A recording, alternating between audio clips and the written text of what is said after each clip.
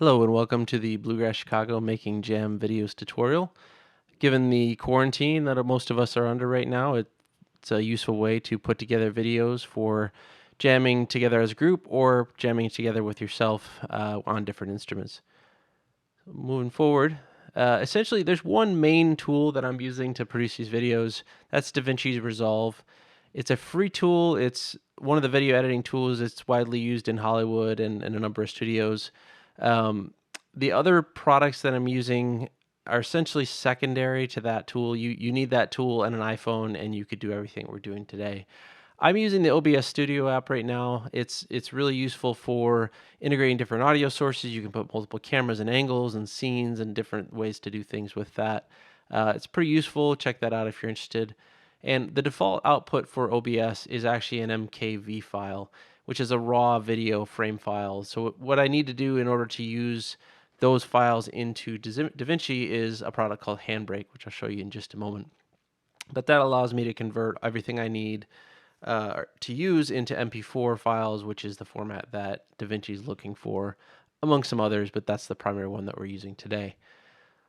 So I've got these already converted right now. You can see down here, I've got the original MKV files that came out of OBS Studio, and I've got my 4 MP4 files here. But the process of converting them is quite quick. I will do a quick sample of that. So I'm in Handbrake, also an open source free tool. I'm going to open that up.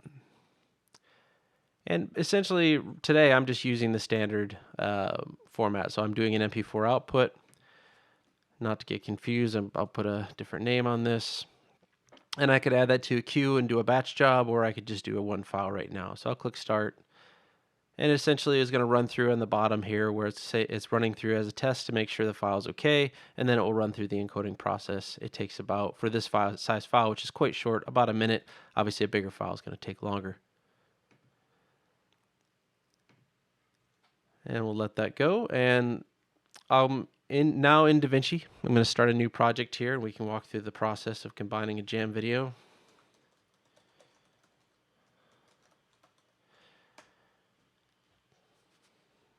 As my example.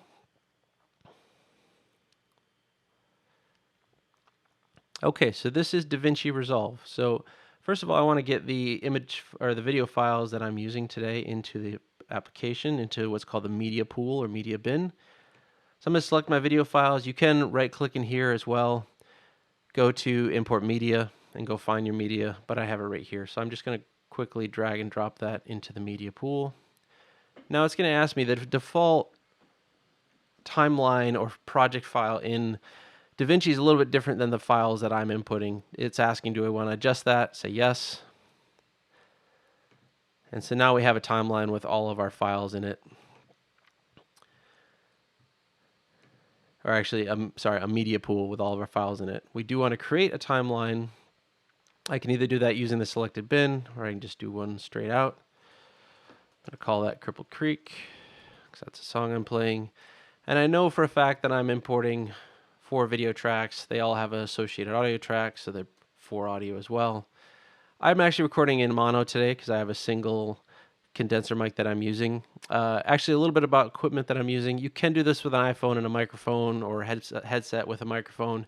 What I actually use is a Focusrite Scarlett, a 2i2. It's got 2 different preamp and 2 direct box inputs, and that plugs into my laptop with a USB cord. It's really useful for doing different audio sources, audio plus a direct, or a nice powered mic. It actually has phantom power in that as well. But for today, we're going to stick to the mono track. But the Focusrite's really useful. There's a number of other audio interfaces you can use as well to that, that can really enhance some of these quality or these recordings. Okay, so our timeline is created. You can see down below that we've got our 4 different audio tracks. These would be where the video tracks are showing up. But I actually find it more useful to go into this edit mode here. Down at the bottom, you can see this button. We're in the cut mode right now. We're going to go to edit mode. And now you can see that I have my 4 empty video tracks and corresponding 4 audio tracks. They're mirror images of each other, so the bottom of video is the top of the audio tracks. And essentially what I'm going to do is I'm going to look over here, and I can see, you can probably hear a little bit of that, but that's my rhythm track. So, and you can put these in any order, in any way you want. I'm going to drop this in right now. I know that I need to push this a little bit to the right, so I'm going to do that straight away. And a lot of this is just practice knowing where these are going to land. And my next track is Dobro, so I'll drop him in here. And then there's the lead guitar, break, and then the bass. And you can see it, if I drag it in the wrong place, it will actually create a fifth video track. So you can always add these after the fact. It's just a little easier to start them right from the beginning. Okay, so there's all my tracks. This is my chooser, so if I drag this, I can see what the video frame is going to look like. And right now, they're all full frame, so they're all layered on top of each other, obscuring, one video is obscuring the rest. But if I choose now one of these videos, there's this chooser tool right here, which allows me to edit the size of these frames. Oops, that's actually my window. Grab it over here. So I want to get this down to about 1/4 of my frame size. And I can't see it right now because it is layered still, but that's okay. I'll see them all in just a moment. So click my next track, bring that down to scale.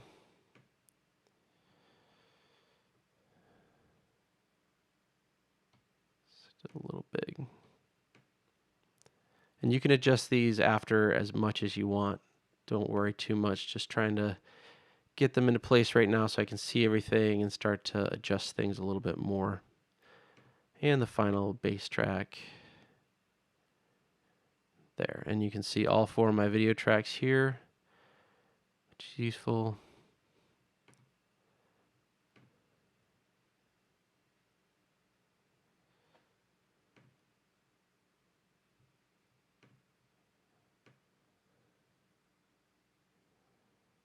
There.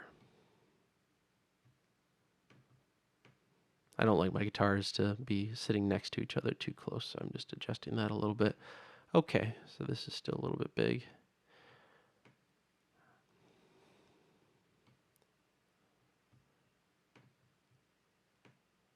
All right, I think you get the idea now. One thing about these files too, this surely has a large impact by what hardware you're running on. So I'm running on a Mac laptop. It's got a decent video card, but it's not a desktop with video crunching type video card in it for doing processing like this. So when I hit play on these videos, you're going to see a few frames getting updated. You're not going to see a real-time streaming video for all 4 of these. It's just too much for this box to handle. What you will hear is the audio track, though. It's much easier to process that. There may be some garbled stuff here and there, but for the most part, it seems to work really well, even on a laptop like this. This is a standard MacBook, essentially, a few years old, so it's not anything to write home about, but it works. So the last piece here on the video frames, I do want to point out too, there is a crop tool. So if you have a video that's taken from farther away, you can actually trim that down. I can show you an example of that. Say I didn't want to get the side of this base of the room in this base shot. I can actually trim that right out, which can prove quite useful.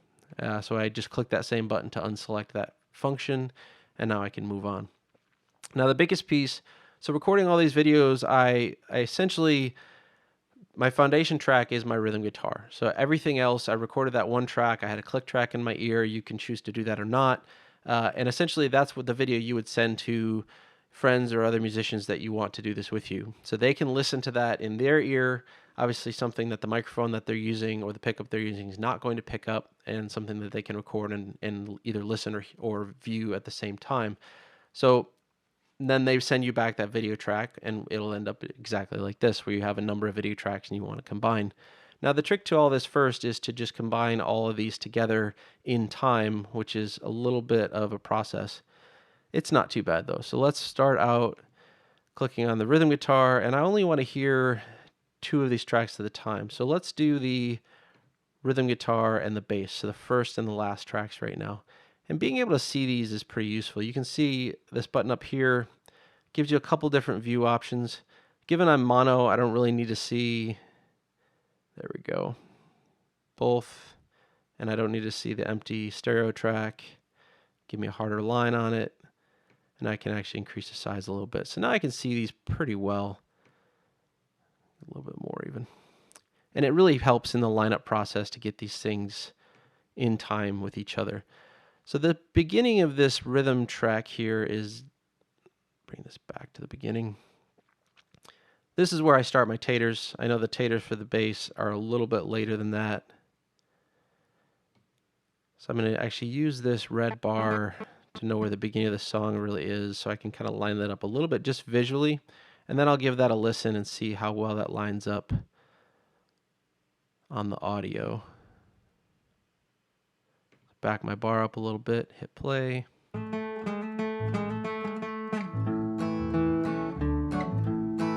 Okay, so it's still a little bit off. So there's two ways to do this. So you saw me dragging and dropping already, so that's just dragging and dropping the frame right or left.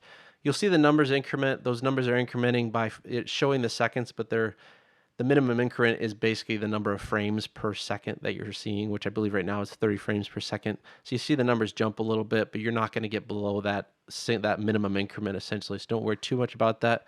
What is really useful though, when you get close, you can actually use the period and the comma. The period is going to shift the box right, the comma is going to shift the box left, and I believe it's doing that at about a frame at a time. So if you're really trying to dial it in on a granular basis, that proves really useful. Let's go back again. It's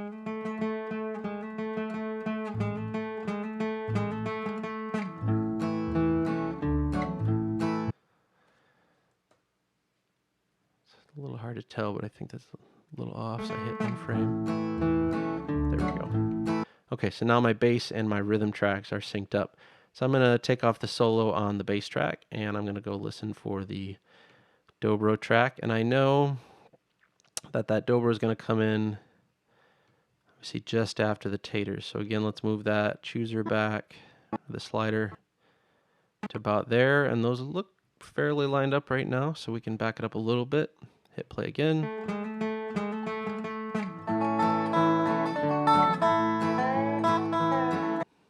Spot on there. And finally, unsolo the dobro track and solo the lead guitar track. And I can see by the waveforms, I know that I'm just quite a bit ahead still, so I'm going to drag this back to roughly where I know that needs to be, right there, and then I'll give it a listen and save some time. We just move the slider right before the end. And we actually, let's turn on the guitar so we can hear the end of that into the dobro transition. Make that easier. Okay, so it's a little bit late. So I'm going to hit 4 commas to move that back a little bit. Go back, listen again. There it is. Great. Okay. And this I just did here, this is the zoom tool on the timeline itself. So you want to see all the timeline at once, or you want to zoom in and see a section individually, you can do that with this. Okay, so now everything in the beat is lined up. I'm just going to trim the end of these by mousing over the end of the timeline bar, and you're going to see this little haze kind of lights up over it. That's just to show you that there's a little bit of video left, or it'll show you where the end of the video, if you drag it all the way to the end, turns red.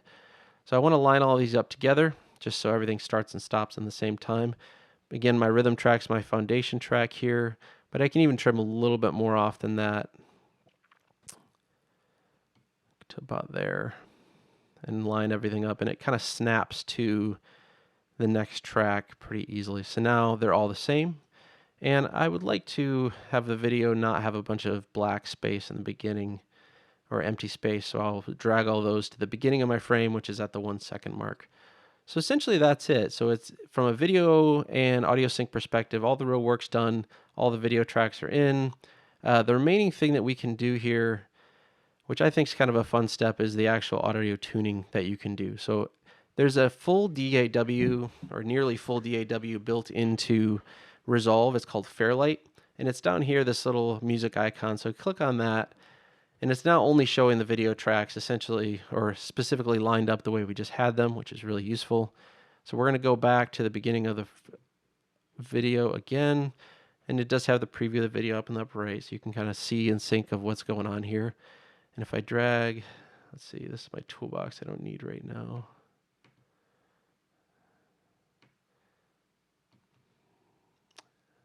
Effects library, there we go. see my whole bar, and I can even zoom in on that a little bit. Or actually move this over so we can see all 4 of our tracks. Okay, so now we're at the beginning of our clip. We still have some stuff sold out, so let's undo that. By the way, this M is mute, so you can mute out one track, or you can solo a track, and you can see it changes the color of the track when it's muted out as well to show that it's not there. And now we've got it, and we're looking at the beginning. Let's listen to that real quick.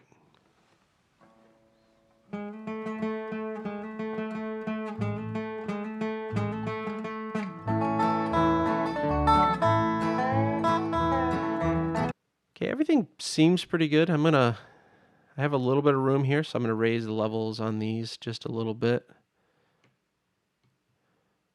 Assuming that it doesn't max us out anywhere, that's okay. Basically, within an audio setup like this, you want to see something not living in the red. If it touches the red a little bit, you're okay. You can kind of live between the green, maybe a little bit in the yellow when things are actually loud on a relative basis, right? Some other features of this, let me pause this so you can hear me clearly. Some other features of this too that are nice, the EQ here. If I want to bring up parametric EQ, put in a high, I believe it's called high shelf. This is getting rid of anything like a mic bump or things like that you can do within the parametric EQ. Probably beyond the scope of this video, but there's some interesting things you can do within that just to improve your sound quality. This dynamics is if you have a right or a left, or if you're in a, this actually does surround sound video as well. So if you have a 5.1 stereo system you're doing for something, you can really change the sound characteristics of the room, which can get pretty interesting. And then effects, you can actually add that effects library that I had up when we started on this page. You can add reverb, you can add a number of different effects, again, outside the scope of this conversation, but pretty useful stuff if you want to get into those things. So going back, just check one time, make sure that sounds good. Let's do that one time. Okay, everything's sounding great. Good levels right now. So I think that's basically where we want to have it. So the last step really is just exporting the file. So I'm going to go back to, I generally do this on the editing screen. I'm not sure you really have to, but that's what I've been doing. So I go back here and everything's essentially ready to go. It's leveled out from an audio perspective, all the videos lined up. I've spent time tweaking, where my videos are and how they look and everything. And now all I have to do is go up to File and quick export. And that brings up different formats you can export it. You can go direct to YouTube. You can do H.264 files, H.265. It's a later, a little bit more compressed version of that, or the next generation of that, and Vimeo and ProRes. Not sure what ProRes is, but these other two are useful streaming apps online. So basically, if I wasn't recording right now, I would hit export, and this is going to generate that file. It can take a while, so this is only a few minute file. It's going to take 10 or 15 minutes to render all these things together and get that MP4 file on the output side. And that's essentially the video. So we can really create some interesting things with some friends with this tool. We can start layering our own instruments on top of one another to hear those. And I hope to see some of those things that you create at some point. Please paste any questions you have in the comments of wherever you're looking at the video. Questions or requests for other types of videos or information that you might be looking for within the Bluegrass world, please don't hesitate to ask, and send us a note at bluegrasschicago@gmail.com. Thanks, everybody. Have a nice one.